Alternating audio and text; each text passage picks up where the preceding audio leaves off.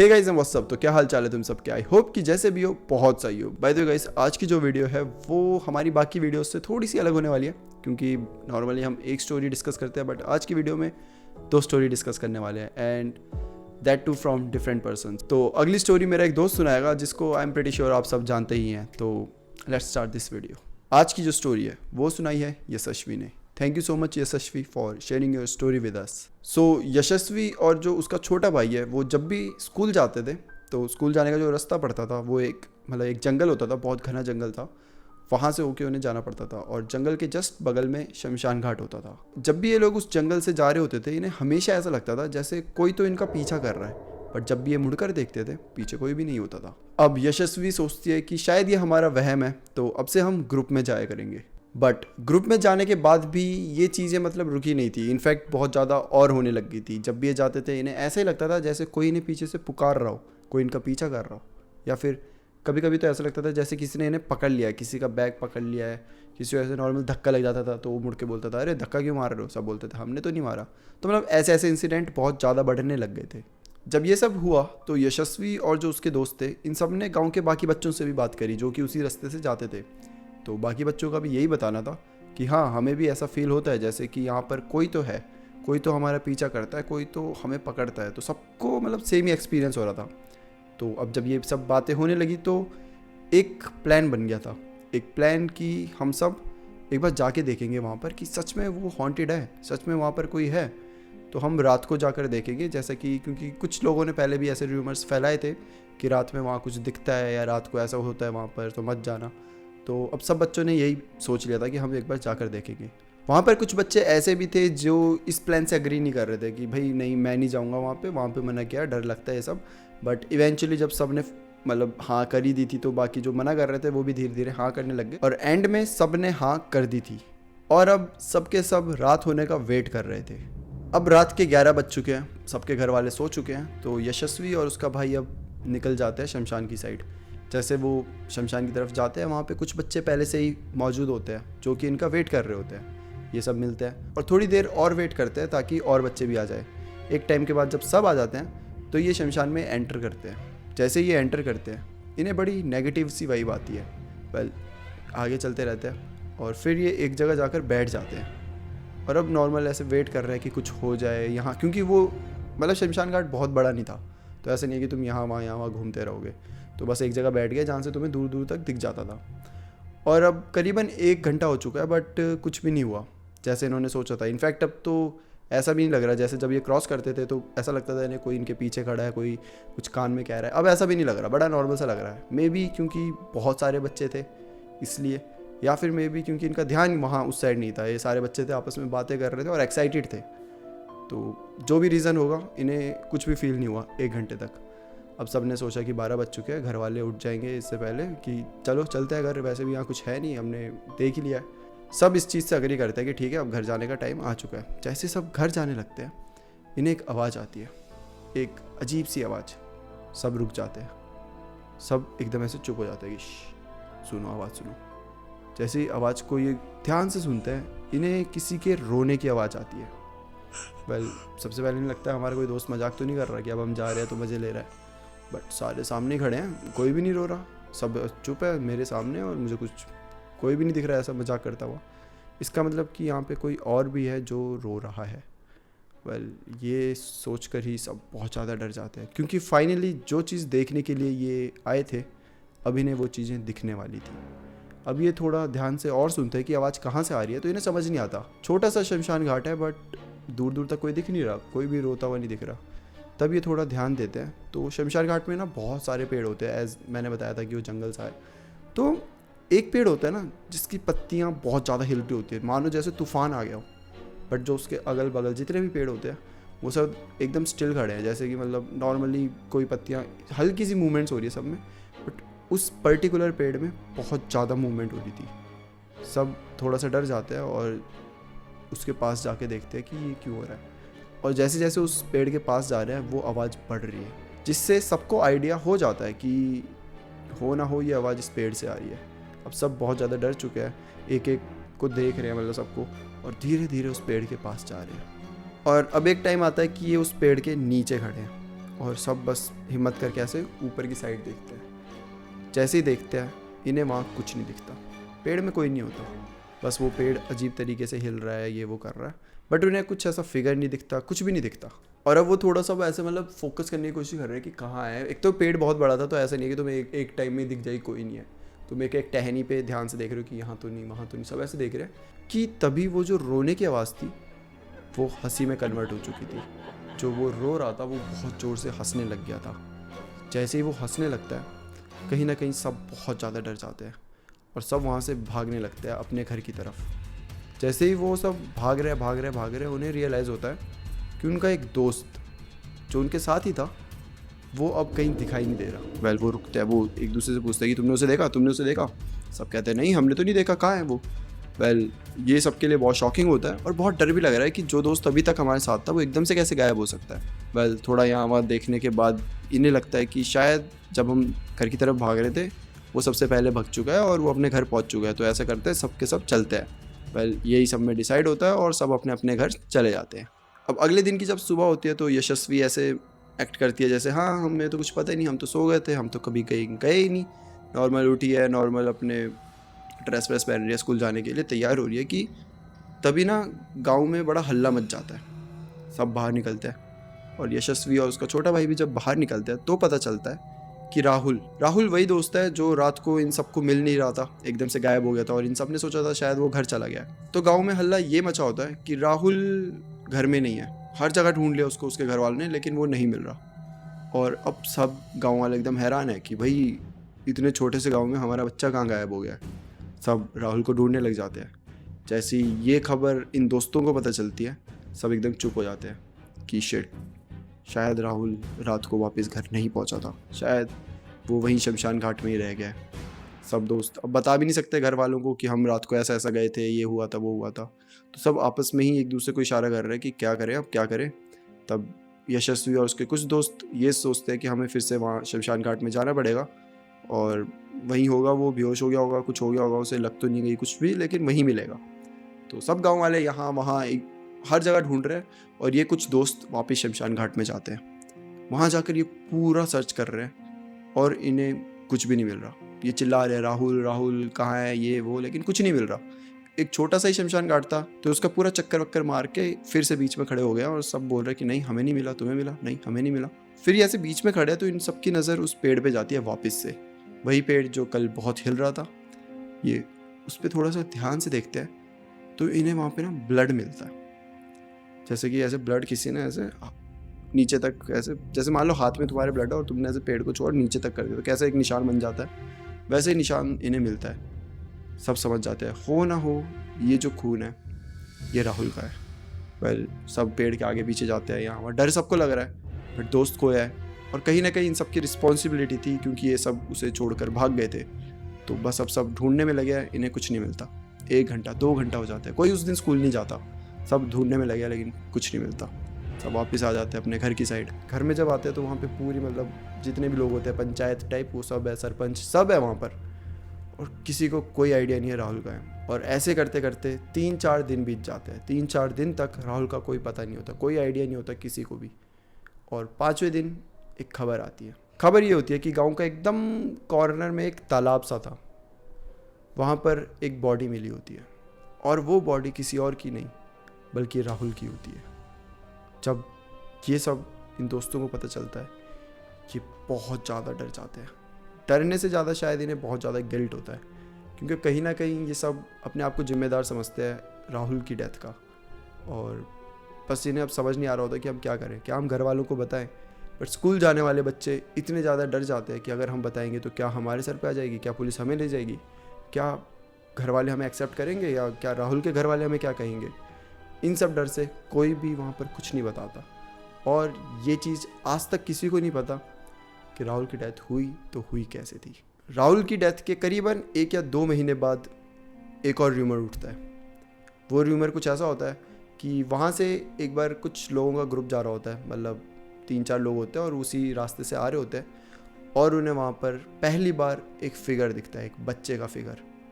और वो बच्चा कोई नहीं बल्कि राहुल होता है। तो ये छोटा सा गांव है, वो जो 4-5 लोग होते हैं वो सब पूरे गांव में बता देते हैं कि हमने राहुल को देखा, हमने राहुल के भूत को देखा, और वो बस वहाँ पे घूम रहा है और अब वो लोगों का मतलब शिकार कर रहा है काइंड ऑफ, या उन्हें डरा रहा है। तो ये चीज़ें भी अब गांव में फैल चुकी है। ऑल्दो वहाँ जाके फिर पूजा वूजा होती है, क्योंकि राहुल के घर वाले सोचते हैं कि उसे मुक्ति नहीं मिली या जो भी, तो वो वहाँ जाके पूरी पूजा वूजा करवा देते हैं। तो पूजा करने के बाद राहुल किसी को नहीं दिखाई दिया, शायद उसे मुक्ति मिल चुकी थी, शायद वो अब एक बेटर जगह पर है। एंड ये थी गाइस आज की स्टोरी। वेल, काफ़ी पूछने के बाद यशस्वी को ये पता चला था कि वो जो पेड़ था, एक टाइम था बहुत पहले, एक बच्चा उस पेड़ में चढ़कर आम तोड़ रहा था, जिसका वो आम तोड़ते तोड़ते वो नीचे गिर गया था और जिसकी वजह से उसकी डेथ हो गई थी। तो शायद जो वो हंसने की आवाज़ें थी, जो उनका पीछा करता था और जो उन्हें ऐसे बुलाता था, वो शायद उसी बच्चे का भूत हो। बट जब वो पूजा हुई थी तो राहुल के साथ साथ शायद उस बच्चे की आत्मा को भी मुक्ति मिल गई थी, क्योंकि अब वहाँ पर ऐसा कुछ नहीं होता। वहाँ से जब भी तुम जाते हो तुम्हें ऐसा कुछ नेगेटिव फील नहीं होता, ऐसा नहीं लगता कोई तुम्हें पकड़ रहा हो, ऐसा नहीं लगता जैसे वहाँ कोई तुम्हारा पीछा कर रहा हो। बट ये सब बाकी लोगों का एक्सपीरियंस है। ये जो दोस्त है, ये जब भी वहाँ से जाते हैं, इन्हें सबसे ज़्यादा नेगेटिव वहीं फील होता है आज भी। इसलिए नहीं क्योंकि वहाँ कोई है, कोई उनका पीछा कर रहा है, बट इसलिए क्योंकि वहाँ पर इनके दोस्त की डेथ हुई थी, जिसका रीज़न सिर्फ इन सबको पता है और पूरे गांव में किसी को भी नहीं। तो कहीं ना कहीं आज भी उस चीज़ का गिल्ट है और शायद पूरी ज़िंदगी भर रहेगा। तो ये थी गाइस आज की स्टोरी। आई होप कि आपको ये स्टोरी अच्छी लगी हो। एंड अगर ये स्टोरी आपको अच्छी लगी है तो नेक्स्ट स्टोरी भी आपको बहुत ज़्यादा अच्छी लगेगी। तो नेक्स्ट स्टोरी मेरी दोस्त सुनाएगा, जिसका नाम SR पे है। And I am pretty sure आप सबने उसके चैनल को देखा होगा, SR पे एंड SR पे स्टोरीज। तो एक चैनल पर वो रियल हॉरर स्टोरी सुनाता है और एक चैनल पर रियल क्राइम केसेस। तो आई एम प्रीटी श्योर आप सबने उसे देखा ही होगा। एंड नेक्स्ट स्टोरी SR पे की साइड से आती है इन 3, 2, 1। Hello guys, I am SR पे और SR पे स्टोरीज एंड होपफुली आपने मुझे पहले कभी देखा होगा। अगर आपको नहीं पता है, so I make true crime documentaries and I also tell horror stories. Horror stories से नहीं, पर मैं अपने चैनल पे क्रीपी स्टोरीज बताता हूँ which are sent by my subscriber to me. And I just want to say thank you to Akshit, क्योंकि अक्षित और मैं पता नहीं 3-4 साल से कोलैब का सोच रहे थे। We have tried it many times for 3 years now, but finally it is possible. So yeah, thank you Akshit. But आप लोग का टाइम वेस्ट ना करते हुए let's jump right into this horror story. ये स्टोरी हमें भेजी है प्रियेश अग्रवाल ने, जो कि रांची के रहने वाले हैं, और ये स्टोरी है डीमंस एंड विचेस के बारे में। But just to make this thing clear, मैं ये स्टोरी प्रियेश भाई के POV से पढ़ूंगा। तो मैं माँ पापा का एक ही बेटा हूँ और मुझे कैट से जेन्युइनली बहुत ही ज़्यादा लगाव है, इसीलिए मेरे घर में 5 बिल्लियाँ हैं। मैं एक कॉलेज गोइंग स्टूडेंट था इस ईयर के स्टार्टिंग तक। तो जैसे ही मेरा BTech कंप्लीट हुआ, मैंने बहुत सारी जॉब अपॉर्चुनिटीज़ के लिए ट्राई करा, अप्लाई करा, और ज़्यादातर जॉब इनमें से TA की थी, क्योंकि मुझे टीचर बनने का बहुत ज़्यादा शौक था। और इस टीचिंग रीज़न की वजह से ही जैसे ही मेरा 4th ईयर आया BTech का, तो मैं घर में रहने लगा। मैं 11th-12th की पढ़ाई वापस करने लगा, ताकि अगर कभी भी मुझे ये अपॉर्चुनिटी आए पढ़ाने की, तो मैं बिना किसी झिझक के TA की जॉब पे लग जाऊँ और लोगों को सीधा पढ़ाने लगूँ। सो इस बात से ये चीज़ तो क्लियर है दैट मेरी आदत थी लेट नाइट तक स्टडीज करने की, as I am a night person. और मेरे माँ पापा मुझे रात में हमारी बिल्लियों को बाहर रखने के लिए बोलते थे, ताकि वो रात में कहीं घर में कुछ तोड़ फोड़ ना करते। पर एज देयर ओनर मुझे अपनी बिल्लियों के लिए बहुत ज़्यादा बुरा लगता था, और रात में करीब 2-3 बजे मैं अपनी खिड़की खोल देता था ताकि मेरी बिल्लियाँ अंदर आ जाए मेरे कमरे में। मैं ग्राउंड फ्लोर में रहता हूँ, इसीलिए मेरी खिड़की के सीधा आगे हमारा लॉन है, लेकिन एक्चुअल में हमारा घर 2 फ्लोर का है। तो एक दिन रात में हर दिन की तरह मैंने दोबारा 2 से 3 बजे के आसपास अपनी विंडो खोली अपनी बिल्लियों को अंदर घुसाने के लिए। तभी अचानक मैंने खिड़की के सामने एक वियर्ड सा फिगर देखा। ये फिगर एक डार्क बैकग्राउंड के पीछे खड़ा था। उसकी आंखें नीली थी, जिसने मुझे शॉक कर दिया था, और उसे देखते ही मैं फ्रीज हो गया। मैंने जल्दी से विंडो को बंद करा, अपनी कैट को अपने गले से लगा लिया और उसको सुलाकर मैं भी खुद सो गया। पर नेक्स्ट डे हर एक चीज़ नॉर्मल हो गई। मेरी बिल्लियाँ बाहर घूम रही थी, मैं भी नॉर्मल ही था। पर उसके 3-4 दिन बाद तक मैंने वो विंडो खोली ही नहीं, क्योंकि मैंने अपने मॉम डैड को ये समझाया था कि क्या हुआ मेरे साथ एक रात को, और उन्होंने मुझे ये सजेस्ट करा कि तू विंडो मत खोल। तो 3-4 दिन तक मेरी बिल्लियाँ मेरे कमरे में ही मेरे साथ ही थी। पर फिर अगेन मैं वापस अपने रूटीन में आ गया, एंड दोबारा से मेरी बिल्लियाँ अब लॉन में घूम रही थी। तो मैंने 2-3 बजे सोचा कि मैं उन्हें रात में अपने पास वापस ले आता हूँ। पर विंडो खोलने में मुझे डर लग रहा था, क्योंकि मेरे दिमाग में ये था कहीं बाहर पे कोई चीज़ ना हो। पर मेरी बिल्लियाँ इतनी प्यारी है, इतनी क्यूट है, कि उनकी सुरक्षा के लिए मैंने अपनी विंडो खोली थी और उनमें से 2 कैट्स अंदर आ गई। मैं अपनी तीसरी बिल्ली को ढूंढ रहा था, तभी मैंने ये देखा कि वो नेबर की वॉल पर वॉक कर रही है, और मेरी बिल्ली के पीछे एक वियर्ड एंटिटी थी, वो ही डार्क शेप जो कि मैंने कुछ दिन पहले देखी थी। ये सीन देखकर मेरे हार्ट में अचानक से एक पेन जैसा हुआ, पर अपनी बिल्ली की सुरक्षा के लिए मैंने इस एंटिटी को फॉलो करना शुरू करा। ये अजीब सा फिगर अब स्ट्रीट्स पे चल रहा था, तो मैं भी स्ट्रीट्स पे चले गया। और जब मैंने वापस घूमकर अपनी खिड़की की तरफ देखा तो मुझे यह दिखा कि कोई मुझे मेरी खिड़की से ही अजीब तरीके से देख रहा है। And this time I was sure that it was a she, वो कोई लड़की थी। तो एक सेकंड के लिए मैंने इस बात को छोड़ा और मैं वापस अपनी बिल्ली को फॉलो करने लग गया। थोड़ा देर आगे बढ़ने के बाद मुझे ये दिखा कि मैं सड़क में अकेला हूँ, आसपास कुछ नहीं दिख रहा था, मुझे मेरा कमरा नहीं दिख रहा था। तो डर की वजह से मैंने वापस अपने कमरे की तरफ जाने की सोची। मुझे समझ नहीं आया कि कितना टाइम बीत चुका था, पर जब तक मैं अपने कमरे में वापस पहुंचा तो मेरे माँ पापा उठ चुके थे, क्योंकि उन्हें मेरी चिंता हो रही थी। और उस रात डर के मारे मैं सो गया। अगली सुबह जब मैं उठा तो मैं यूजुअली अपनी कैट से मिलने जाता हूँ सुबह, तो मैं उस दिन भी गया, पर मैंने फिर ये नोटिस करा कि मेरी एक कैट मिसिंग है। नाउ मैं तुम्हें ये चीज़ बताना भूल गया हूँ कि हमारे घर के ऊपर कंस्ट्रक्शन चल रही है, तो मुझे लगा कि शायद से मेरी बिल्ली वहीं होगी। और सच में हमारी बिल्ली वहीं थी जहाँ कंस्ट्रक्शन हो रहा था ऊपर, बट शी वॉज डेड। मेरी बिल्ली मिस्टीरियसली हमें वहाँ मरी पड़ी मिली, and I could not believe, I could not fathom कि उसके साथ क्या हुआ है। You can see it in this video that the white cat, she was still, her body was hard and cold, she was dead, but how, no one knows. That was very disturbing for me. And वही cat को रात में ये ghost follow कर रहा था। मेरी बिल्ली को देखकर ऐसा लग रहा था कि किसी ने उससे उसकी ज़िंदगी छीन ली हो। और ये सिनेरियो देखकर मेरे घर वाले भी काफ़ी डिस्टर्ब हो गए। उसके बाद से मैं और मेरे घर वालों ने ये सोचा कि हमारी बिल्लियों के लिए हम एक अलग सा कमरा रख लेते हैं। पर फिर भी मैं अपने रूम की विंडो खोल के रखता था, क्योंकि सबसे पहले तो फ्रेश हवा, और दूसरी बात ये थी बिल्लियाँ कभी कभी मेरी खिड़की से आ जाती थी, तो उनकी फ्रीडम के लिए मैं ये करता था। पर एक रात क्या हुआ कि आई गॉट क्यूरियस। मेरी बिल्ली मेरी खिड़की से रात के 1 बजे बाहर निकली, और क्यूरियोसिटी की वजह से मैंने सोचा क्यों ना मैं इसे फॉलो करूं, देखता हूं मेरी बिल्लियां जाती कहाँ हैं। तो मैंने अपनी बिल्ली को फॉलो करा, और उसे फॉलो करते करते मुझे ये दिखा कि मेरी बिल्लियां एक कब्रिस्तान में जाती हैं। मैं ये नहीं कह रहा हूँ कि बिल्लियाँ भूत होती हैं, but I am saying this thing कि भूत बिल्लियों पे अटैच हो जाते हैं। मेरे को एग्जैक्ट रीज़न तो नहीं पता, but this one seems feasible. और ये कब्रिस्तान की साइड देखकर मैं शॉक हो गया।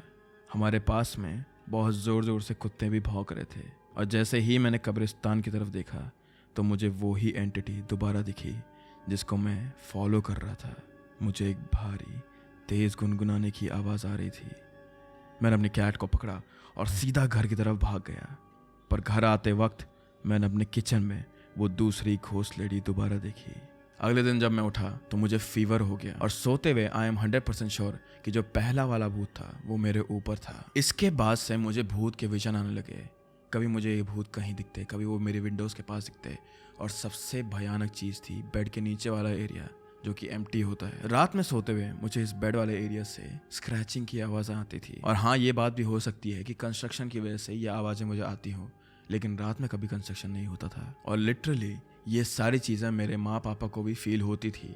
उन्हें भी लगता था कि हमारे घर में आसपास कोई है। मेरे माँ पापा ने भी कहा कि रात में उन्हें ऊपर कंस्ट्रक्शन वाली साइड से किसी के रोने की, किसी की दौड़ने की, या फिर कील ठोकने की आवाज़ आती थी। तो मेरी क्लास 10th में एक संस्कृत के टीचर थे जो कि पढ़ाने के साथ साथ एक अच्छे पंडित भी थे। तो हमने उन्हें घर में बुलाया ये देखने के लिए, या फिर ये छानबीन कराने के लिए कि क्या हो रहा है एक्चुअल में हमारे घर में। पर जैसे ही वो घर आए और जैसे ही उन्होंने मंत्र पढ़े, हम लोगों ने ये देखा कि जो स्टेयर्स हमारे कंस्ट्रक्शन के लिए जा रही थी ऊपर, वहाँ पे ये घोस्ट एंटिटी गुनगुनाते हुए ऊपर गई हमारी तरफ हंसते हुए। और ये देखते ही हम तीनों वहाँ से भाग गए। 1 वीक तक हमने एक होटल में स्टे करा हमारी कैट्स के साथ ही, पर होटल में रहते रहते मेरी माँ की तबीयत खराब हो गई थी, तो हमें वापस आना पड़ा। तो जिस रात को हम घर वापस आए, उस दिन हमने रात में ये देखा कि हमारे बैकयार्ड में एक घोस्ट एंटिटी है, जिसे देखते ही मेरी मम्मी को हार्ट अटैक आ गया और वो चल बसी। इस सदमे की वजह से मेरे पापा भी हार्ट पेशेंट बन गए, and I was left alone. और अगले 3 दिन बाद उन्हें भी हार्ट अटैक आया और वो भी चल बसे। मेरी ज़िंदगी में अचानक से सब कुछ ख़त्म हो गया था, और मुझे उसका एग्जैक्ट रीज़न भी नहीं पता था। मैं एक कंपनी में जॉब करता हूँ, and I am just living my life. मैं बस जिंदा हूँ। घर में उसी पीसी के सामने बैठ के बस आपको ये ईमेल लिख रहा हूँ, जिसमें 2 घोस्ट हैं और मेरी जान के भूखे हैं ये लोग। पर मैं भगवान श्री कृष्ण की प्रार्थना करता हूँ तो मुझे अभी तक कुछ नहीं हुआ। प्रियेश अग्रवाल भाई की ये कहानी सुन के to be honest I am kind of heart broken. अचानक से तुम्हारा सब कुछ लूट जाना इज नेवर गुड, वो भी इतना बड़ा पार्ट तुम्हारी लाइफ का। So I hope that you are doing okay भाई। बट विद दैट ये वाली स्टोरी यहीं पे समाप्त होती है। Again I just want to say thank you to Akshat for having me on his channel and you guys should subscribe to both of us, me and Akshat.